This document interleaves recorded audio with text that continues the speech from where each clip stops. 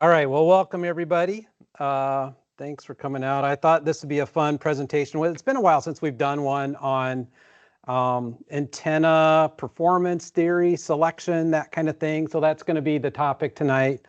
Um, and yeah, just see where this leads. I maybe kind of ask a question, a little bit hypothetical here. Has anybody ever struggled with the dilemma of what antenna is best? There's a few daily, sometimes wake up at night. Did I pick the right one? That kind of thing. So yeah, so I thought we'd talk a little bit about that tonight. And a little bit of my background. So I've been licensed since 1980 when I was in sixth grade. And at that time, I put up a 40-meter dipole, inverted V in a tree. And my dad had a tower with a tribander on it. And so ever since then, I was 12 years old, wanting to play with antennas and try and figure out how can I get one dialed in to really be the best. And it's been, in fact, when I went to electrical engineering school here at Iowa State, that was my dream, was to become an antenna designer. And so I've just always wrestled with what does it mean to get the best antenna. So we'll talk a little bit about that tonight. But I think one of the first things you need to wrestle with when you think about this question is, what does best even mean? So I lately have been doing a lot of POTA. At different times I've done contesting, and I had a tower in the backyard and all of that, but lately doing a lot of really portable stuff, including taking stuff on airplanes. So when you think about best, there's different sort of context here that you need to think through. Are we talking about the cheapest antenna when you say best, or maybe you mean the most portable? If you're backpacking and going down a trail a few miles, maybe the most portability is what is the biggest attribute, or really the most versatile. You want something that's multi-banded because you operate on a lot of different bands.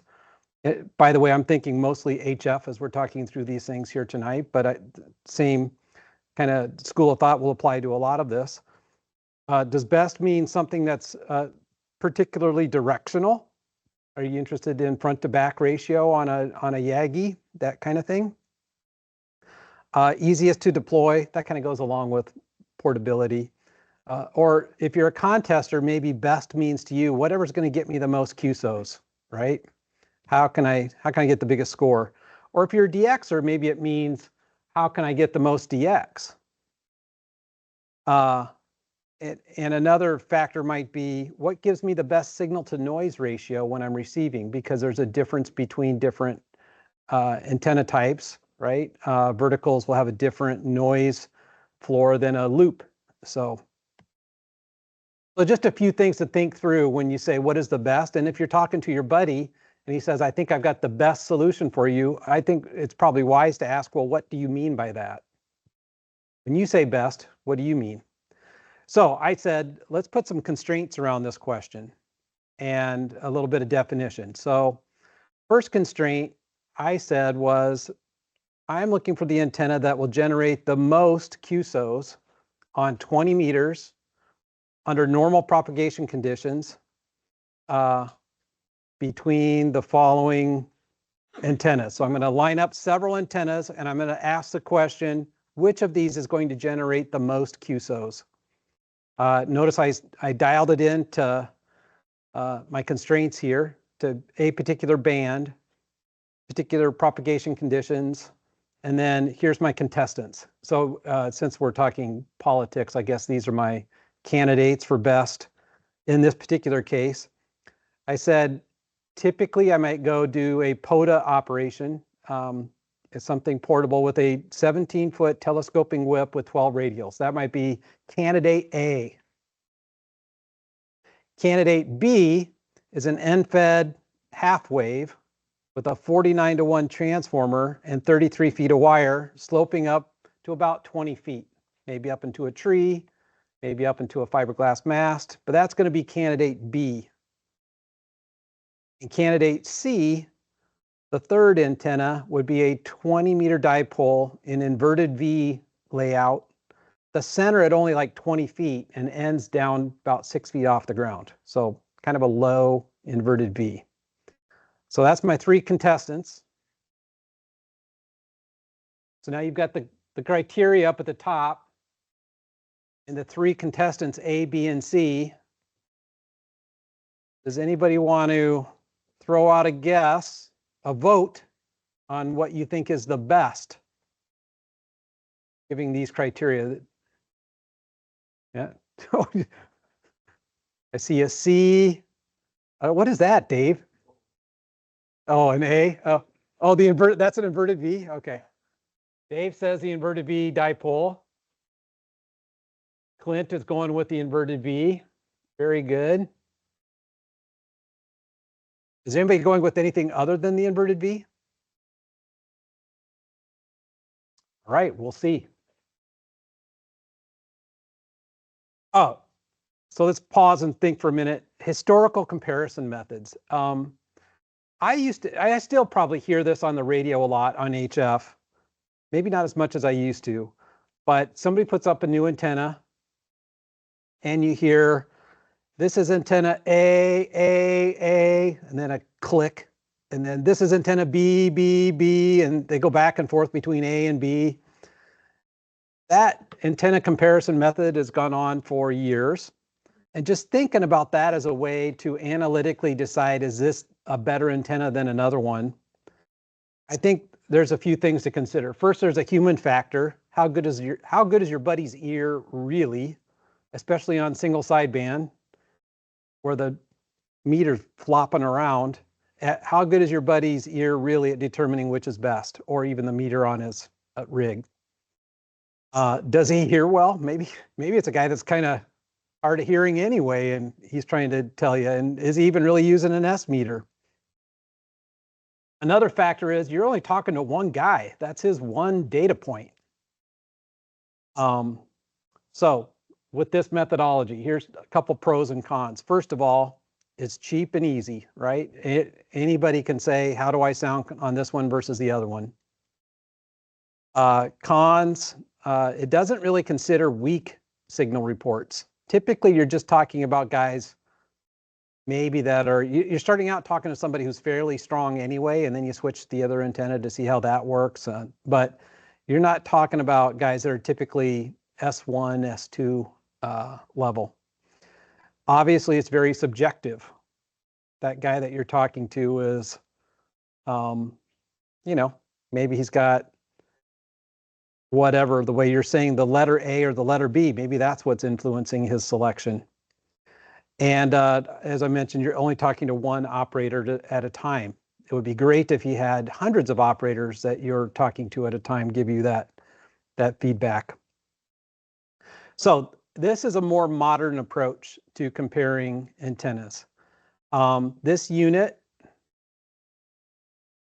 is made by Ham in the UK, and it's called a whisper transmitter. So that's a weak signal propagation reporter transmitter. So it's this little, I don't know if you can see it on camera maybe, but this little box with a GPS attachment, and it plugs into the a USB feed. And really the USB feed is just to draw power once it's configured. It's not really used for anything else. So this unit is made by, again, a company called Zactec, and there's other ways to do it, but this is just one that's become somewhat popular, I'd say, for doing antenna analysis. And so you would plug that unit into your antenna, and it will beacon out a very weak half-watt or less signal out onto whichever HF bands you're interested in. And it will burst out your call sign and some data with your station. And then there's a receiving network that will collect and harvest and aggregate that data up to the network. And so you can then check in and see how your signal was heard across the world. My testing methodology was to set up that unit with these different antenna types and burst out reports in 30-minute intervals. And then I switched it over just because I don't want to have propagation play a role. So I don't want to over the 30 minutes, propagation could change a little bit. So then I did little bursts of shorter windows as well. And then I downloaded the data from the network and ran it through Excel. Who here is a fan of using Excel? Like as a hobby, pivot tables every weekend, right? I know, it's awesome. So pivot tables for this are the right tool for the job. So that made it a great way to analyze just mounds and mounds of data. And then, of course, I also fed the data back and generated maps based on the data that was collected as well. And I decided that my winner was going to be whichever antenna reported the most spots in a fixed amount of time. Okay. So that's the methodology. I went to the N0HR antenna testing proving grounds that some people refer to as Big Creek State Park, but it's probably better known as the N0HR antenna testing proving grounds. And there's a particular shelter that I set up. This was, I think, in June. And so this is, we'll call it antenna A.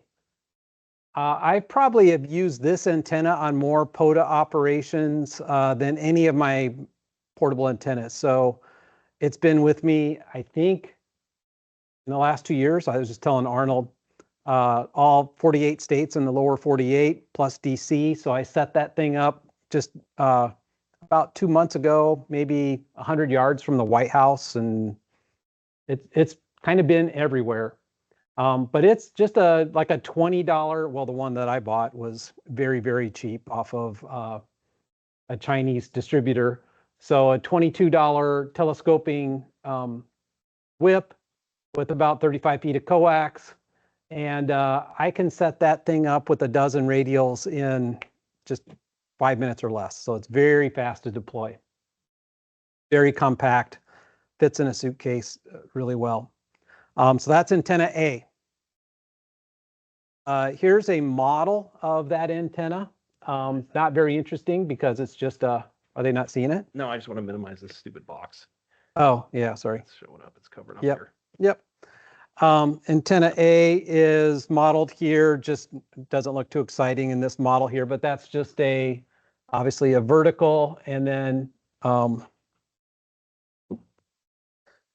which gives me a theoretical SWR plot here. So you can see the SWR bottoms out around 1.3 to 1.4 SWR in the CW portion of the band is kind of the way I modeled it, which then with that model can give me a predicted plot of the gain. So the one on the left is sort of the vertical top-down look, and you can see that it's pretty omnidirectional, as you would expect a vertical antenna to be. Equally bad in all directions, as they say. And then the side view kind of tells you that you're going to have a deep null right above you, which you would kind of expect with a vertical. And the takeoff angle is relatively low for an antenna. So if you're wanting to get some DX, a vertical is probably a good way to go. You can see the gain here is 2.8 dBi. So, or sorry, 0 dBi, because compared to a isopole. So that's the model. Here's a 3D image of what that antenna should do as well. So probably nothing too surprising there with a vertical. So that's my real life. Once deployed, it actually came in much better SWR-wise. So I was happy about that, but looked good. So that's antenna A. Antenna B is the inverted B. I use a link dipole. This is actually a commercial kit that I purchased that has some sort of a ballon or a choke embedded in the spreader part at the top. So that's mounted. You can see the image up at the top shows what that looks like, and it's actually a linked dipole. So this the wire comes in, and then this S-beaner or carabiner kind of configuration thing keeps the two pieces of wire together, and then there's a jumper here that I can just connect or disconnect. And those jumpers spread along the antenna allow me to easily switch bands. So I think the one that I've got can switch from 10 meters to 15 meters to 20 meters just by putting those little jumpers in and out. And again, this was set up at 20 meters at the, or sorry, 20 feet at the top. So really pretty low. That's very low for a 20-meter antenna. And again, down to about 6 feet off the ground at the ends. Now, a question is, would I do that if this was a permanent installation? Oh no, I would want it to be much higher. But for a POTA operation or portable, I'm just down at Big Creek. I'm not going to put up a 50-foot pole and mount it the way that would be the ideal situation there. So just went with what I had. Here's a model of the inverted V type dipole and an SWR plot of what that would look like from the modeling software. I use a modeling software called MMANA, made by a Japanese ham. It's free and allows you to do this sort of modeling pretty easily. And so this would be the plots of this particular antenna. So an inverted V that's this low, you can see kind of becomes a little bit of a cloud warmer, even though I'm on 20 meters. So the takeoff angle isn't quite as good. You're seeing on the right here, much more of my signal than the vertical is going up, right, rather than out. And you don't have that deep null that you had with the vertical coming in from the top. So a lot of my energy is going up rather than out, just because really it's so low to the ground. And it's also, maybe this is a surprise to some, mostly omnidirectional. So you can see a little bit of an elliptical oval shape there on the left. It's a little bit squished on the sides and that kind of thing. On a typical dipole, you would see that be much more pronounced, but because it's so low to the ground, you don't see it quite as pronounced as you might expect. So all that to say that the very low dipole acts in a lot of ways, if you didn't know, like a vertical, but you lack that null over the top that you would have in a vertical. Okay, so that's antenna B. Here's the 3D plot of that antenna. And that's what it looked like at the N0HR antenna testing grounds. I actually mounted it's a fiberglass mast that's tethered to that grill there. I don't know if you can see the charcoal grill next to the shelter. And then the antenna ends are just coming down and the side, and I highlighted all of that with the tool to do that so you can see it a little bit better on the screen. And here's antenna C. Antenna C is an end-fed half-wave antenna, which is extremely common for POTA operations. So that uses the 49-to-1. That's this guy, 49-to-1 antenna transformer. This particular one now rattles, and it shouldn't, but it was a casualty of a recent POTA expedition to the East Coast. So that was about $46 on eBay. I think I paid for that thing. And it's got about 33 feet of silicone wire, and just set that matching unit there on a picnic table, throw the end up 25 feet to a tree. That's the configuration for the end-fed half wave. So that's what it looked like at the park. Just setting on the table there and running up to the tree. I use a arborist throw line to get that launched up there. Lately, I've been using a fiberglass mast to support the other end, but there's the model for this antenna, SWR plot. So it gets down to about 1.1 to 1. And here's how it looked on the analyzer. So came down to about 1.2. So that's pretty close. This is a little bit more interesting. So this is the far field plots of the end-fed half wave. So what you start to notice is it behaves a little bit differently than you saw in either the vertical or the dipole. So it's kind of got this squished side on the right, and the vertical view, the top-down view that you see on the left side there, is also not completely circular like you were seeing in the vertical. So it's a little bit directional, is what that means. As much as like 6 dB in one direction. So you can kind of aim it if you're really that particular and you really want to pick up that extra 6 dB in one direction. You just point it in the right direction and you'll get that. So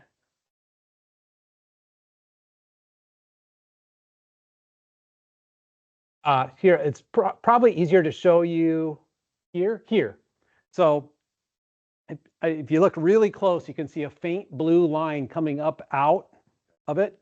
So that would be the top. And so the angle that it kind of slopes down toward is the angle that the signal pushes out toward in that direction. So no, it's like running downhill. So it slides down, goes out that direction toward the transformer. Yep. So the particular configuration I had there, if I go back to the way I had it laid out, this table is north of that tree. So the tree is to the south. So I don't know if that skews any of your votes that we had earlier, but this one is a little bit more directional. All right. Yeah, so here's the setup of the utility that comes with the Whisper transmitter. So you just basically go in and configure it, and you tell it, hey, how many bands do I want to operate on when I run my test? In my case, I only wanted to operate on 20 meters, but if I had a multi-band antenna, maybe I want to set it up to run through a series of bands. And you can tell it how frequently you want to transmit, if you want to put in a special suffix for your call sign. So what I did is I just assigned a different suffix to my call sign for all of the different antennas. So I'd know that all of the data coming in associated with one antenna would be N0HR/1 or /2 and so on.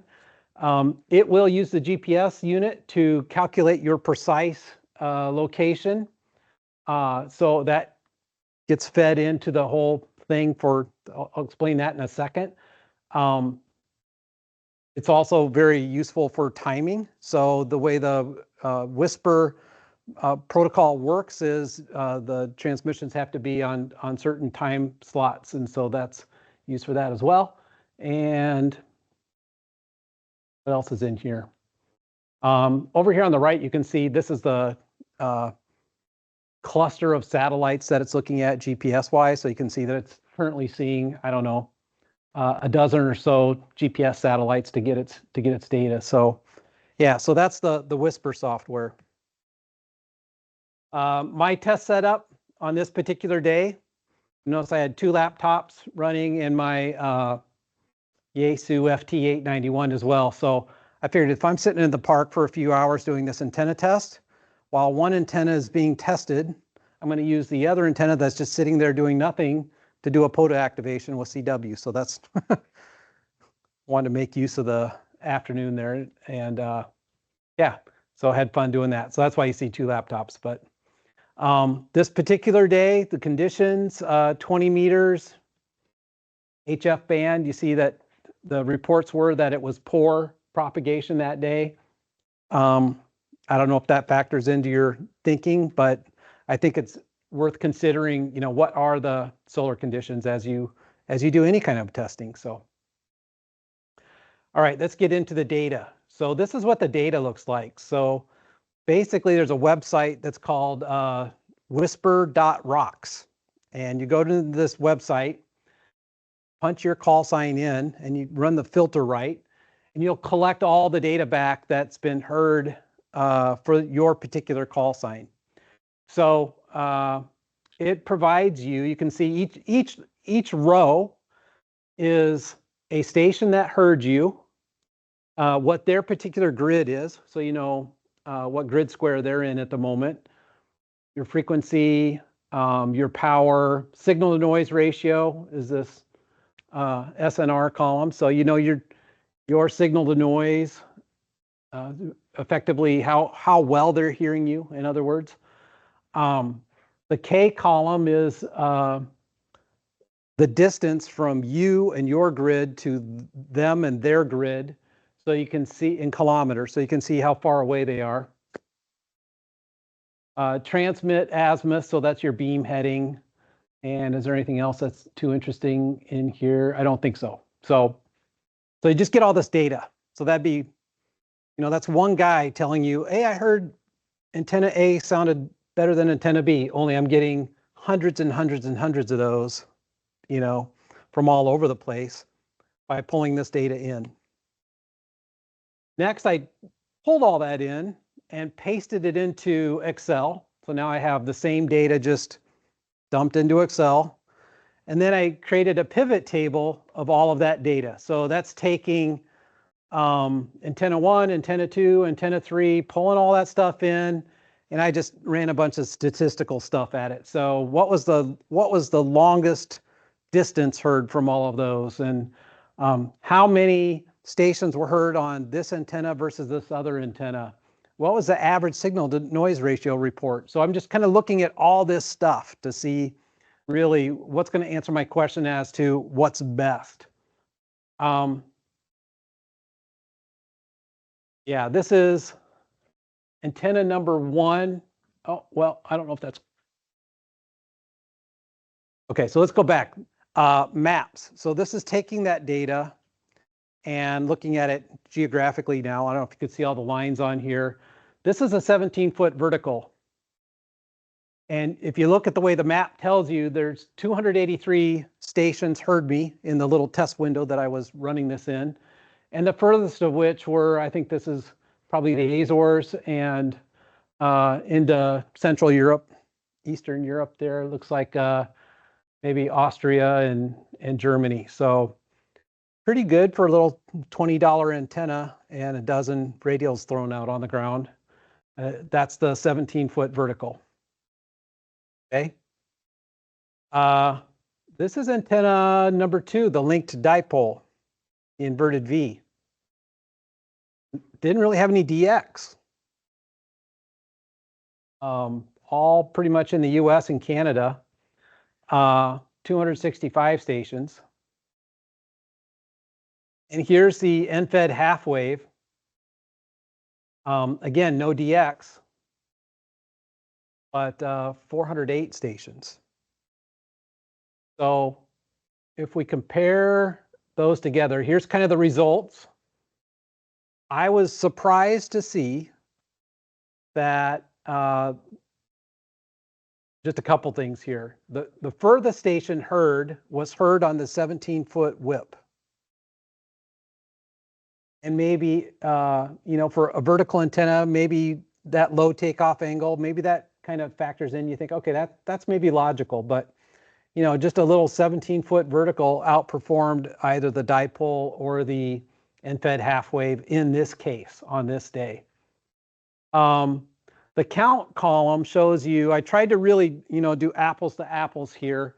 So in both cases of my 30-minute scans and my 5-minute scans, each time the end-fed half wave had more stations hear it than the other antennas.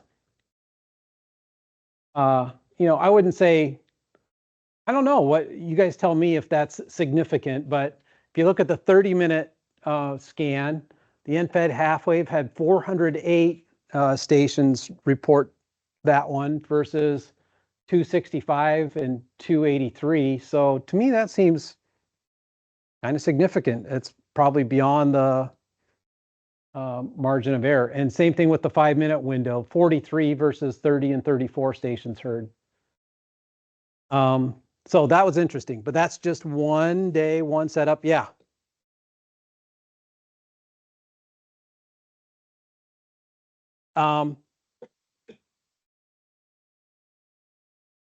Here's, and I think I'm sharing this still, but Here's like one example. Here's the infrared half wave, and there's 1, 2, 3, 4, 5, 6 runs of 5-minute window. So it's kind of trying to do stuff like that just to get enough cycle so it's not a one-off. Yeah, good question. So a few notes here. The antenna installations here were not ideal. So I was obviously close to the shelter, didn't have the antenna high enough. But I said to myself, that kind of reflects typical POTA conditions, right? I could go out someplace and it's not going to be ideal. There's going to be objects in the way and just unpredictable stuff, and you got to kind of live with that. And also conditions could change a bit during testing. So while I tried to kind of normalize for that, you can't perfectly do that. So unless you had multiple transmitters running at the same time and, you know, made sure that the coax was exactly the same, and you kind of went to extreme lengths to really do analytical testing. But this is kind of hobbyist grade, so I do it every day for a year. Yeah, my wife might complain about that. So I said, yeah, sorry, Bill.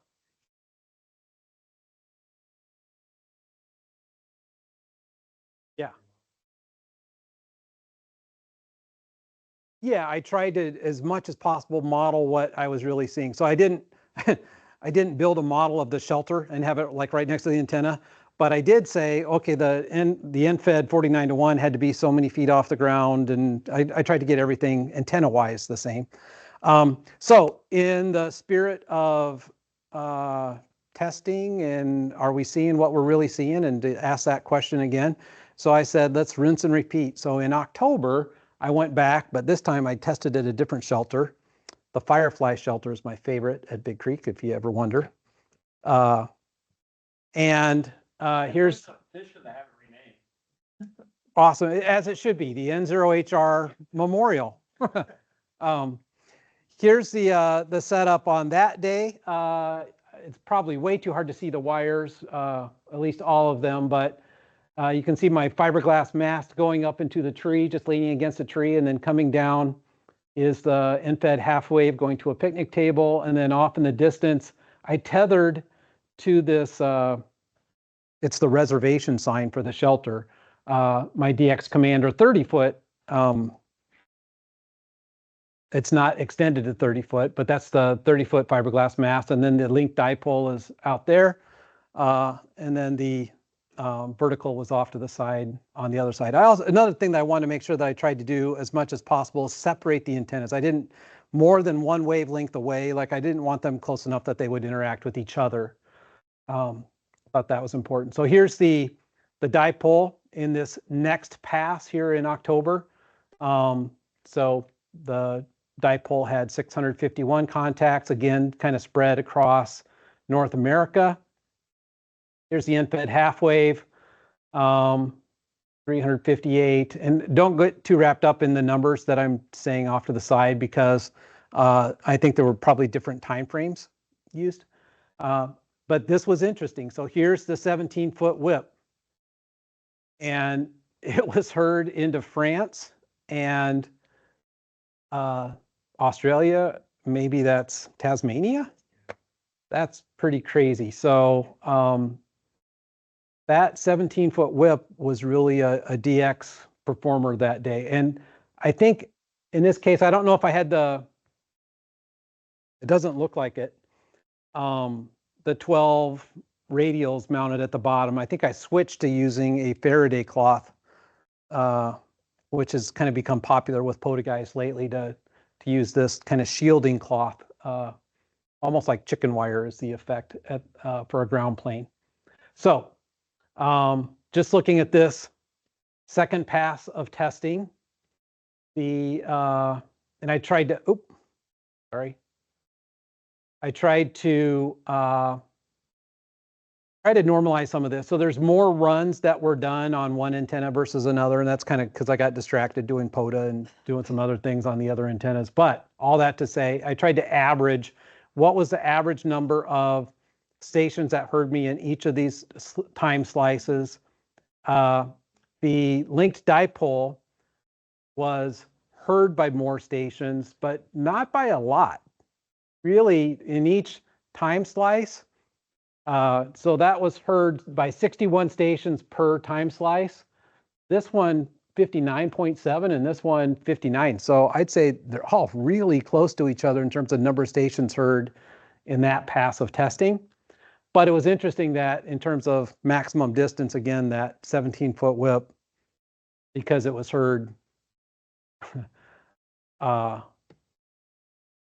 into Europe and Tasmania, it just blew everybody else away. So that was interesting. All right, so what conclusions could I draw from all of this? Yeah, personally, I think Whisper can give you an objective answer to the question, what's best, if what you're looking for is some measure of performance, how many stations hear you, and that sort of thing. I think it can be a helpful tool in analyzing your antenna performance. But there are many factors to what makes a great antenna implementation, including surrounding objects have to be considered, height, propagation, how the band is being used, not only in terms of, if there's a big contest or something going on, that might impact what's going on as well. So it's just a lot of factors that you need to throw in. And you guys already knew all of that trying to get a good signal report through under different conditions and all these things can affect antennas. But I think Whisper can help you at least give you some objective measure of seeing which option might be best.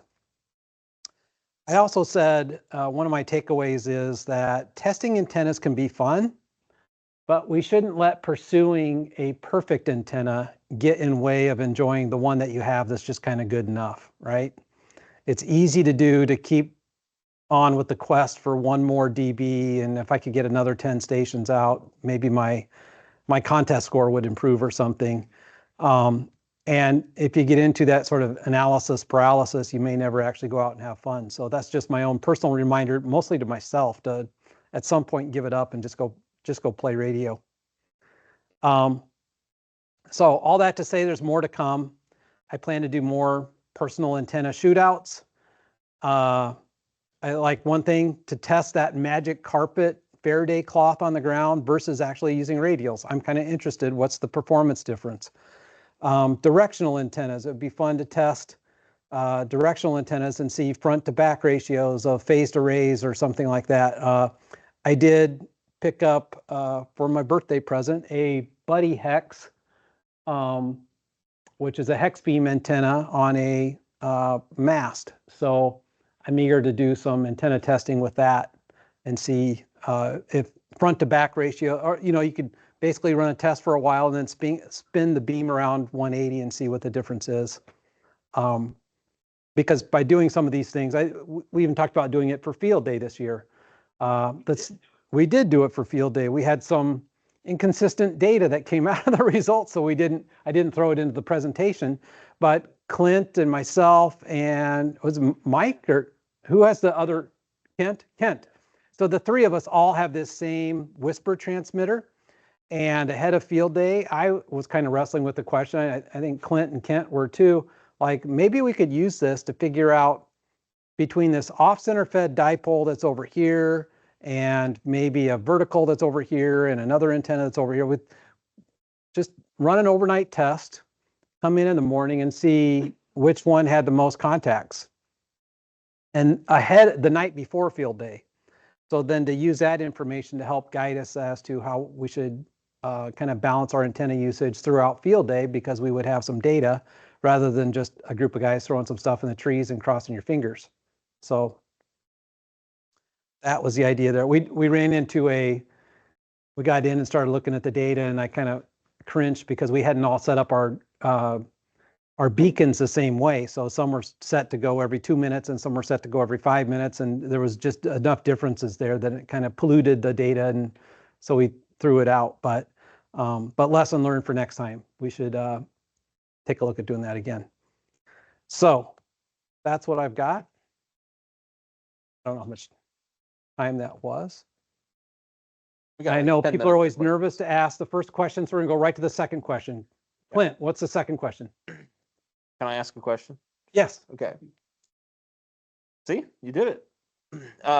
So the end fed on the first setup, what direction did your signal come off? Like what opposite of the wire? So what direction was the wire pointed in the first setup versus the second setup? Yeah, good question. So if I go back to that map, Yep. here's this is the end fed from back in June. So you asked that question. Effectively, I should get a good 3 dB or more in the direction that the wire slopes. And the wire sloped to the north. So here we are looking at the map. Oh. It's sloping toward the north.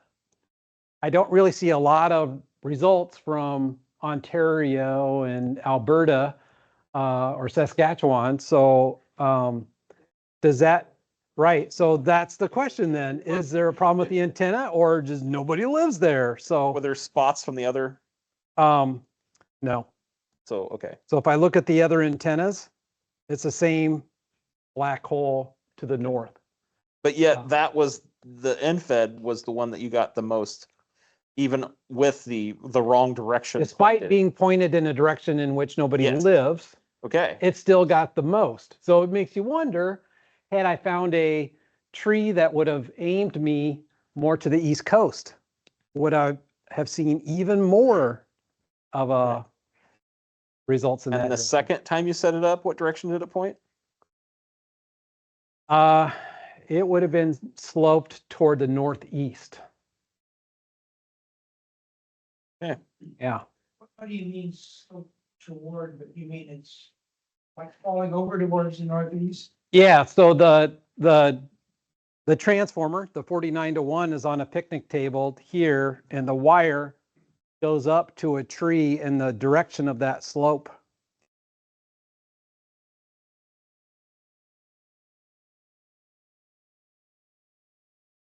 Right, right.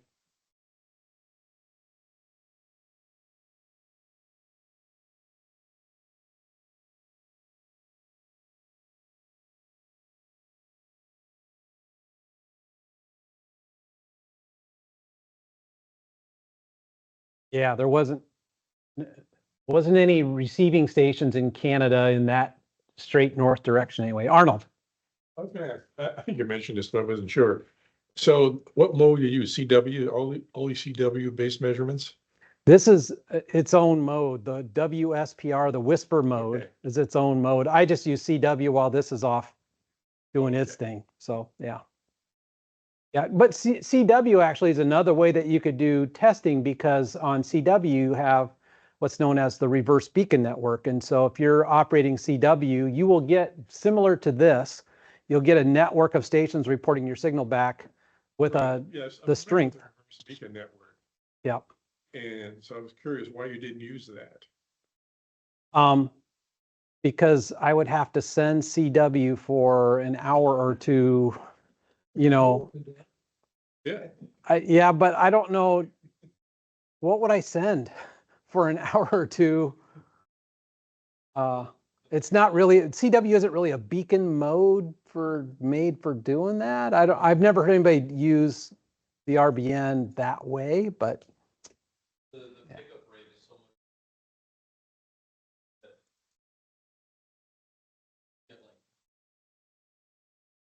Right.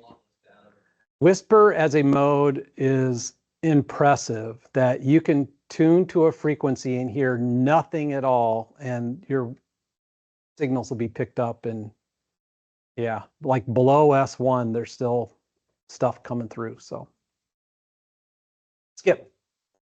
You're good. I got it. Oh, you got it, okay. The vertical being 17 feet long is about an ideal quarter wave for 20. It is, yeah. And so I don't know what good a match the other two antennas had, but the vertical starts out kind of at the head of the pack. Well, a dipole has a pretty good match if it's a dipole that's resonant on the band that you're using. So in terms of match, go through the slides here real quick. So there's the end-fed half wave. So that's about 1.1 to 1. So that's a pretty good match. And It came in second or third. the dipole did, yeah. And here's the, that was the end-fed. Here's the dipole. So the dipole's got a pretty good SWR as well. So yeah, I want to try to account for that, right? It wouldn't be fair if one antenna had a 3-to-1 match, and yeah. Yeah, Who are you pointing at, Pat? one of you. Okay, Okay, we're on. we're talking about beacon networks. Another option is FT8 with PSK reporter. Oh, that's true. Yeah. And there it's not so boring. You at least make contacts for a couple hours. Yep. You could. So I don't know, would you get the same sort of data? I've never used that. Would you get data that would allow you to do this? Basically pull it in and you get all the signal reports and the stations and the distance and all that. So honest.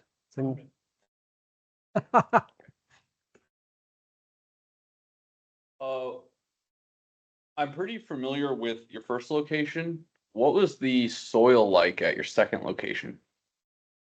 So the first did you know where the first location is? Yeah. That first one is up by the boat launch. So yeah. The second one, there's a loop road that has a series of shelters. The Firefly shelter is the one that's furthest to the south as you come in that little loop road with all these picnic shelters. Soil, I mean, it's Iowa. Yeah. Oh yeah. Yeah, it's all at Big Creek. Yeah. So It's, yeah, it's probably a Clarion, Pat. that's what I was gonna say. A Okay. Clarion. Yep. With a little loam. Yep.